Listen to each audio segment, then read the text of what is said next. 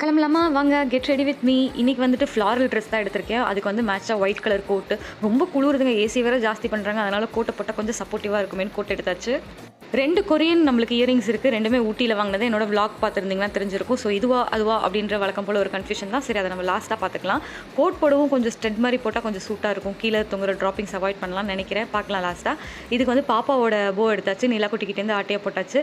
So கொஞ்சமாக வழக்கம் போல் cosmetics எடுத்துக்கலாம். இன்றைக்கி கொஞ்சம் ஃப்ரெஷ்ஷாக நல்லா கிளம்பிடலாம் அப்படி சொல்லிட்டு. இங்கே பாருங்கள், சூப்பராக இருக்குல்ல பார்க்குறதுக்கே. இதுக்கு மேட்சாக ஆக்சசரிஸும் போட்டாச்சு. இந்த வாட்ச் ஒன்றே போதும், எல்லாத்துக்குமே சூட் ஆகும். சில்வர் கலரில் இருக்கிறதுனால கோட் வந்து நம்மளுக்கு ஏற்ற மாதிரி மடித்து விட்டுக்கலாம். பட்டன் போடுறதா இருந்தாலும் போட்டுக்கலாம். இப்போ பாருங்கள், இந்த தோடு நல்லா இருக்கா? இந்த தோடு எனக்கு ஒயிட் தான் ஆல்வேஸ் ப்ரிஃபரபிள். ஸோ ஒயிட்டே செக்லிஸ்ட்டில் டிக் பண்ணிக்கலாம். வழக்கம் போல் ஃப்ரீ ஹேர் விட்டாச்சு. போ பாருங்கள், நிலாக்குட்டி குட்டி எரும மாடு மாதிரி வளர்ந்துருக்கே. ஒரு போ கூட ஒழுங்காக குத்து தெரியாத கோணலாக இருக்குன்னு சொல்லி அசிங்க வேறப்படுத்தினா. அவ்வளோதான், கிளம்பியாச்சு. எப்படி இருக்குன்றதை மறக்காமல் கமெண்ட்டில் சொல்லுங்கள். பாய் பாய் டூடல்ஸ்.